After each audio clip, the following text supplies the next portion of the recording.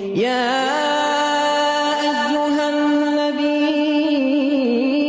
جاهد الكفار والمنافقين واغلظ عليهم ومأواهم جهنم وبئس المصير.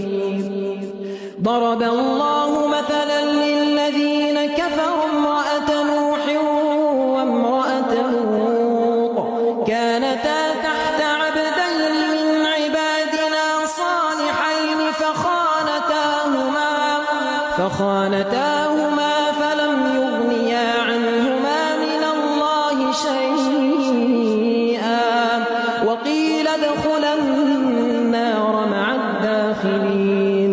وضرب الله مثلا للذين آمنوا امرأة فرعون إذ قالت رب ابن لي عندك بيتا في الجنة ونجني من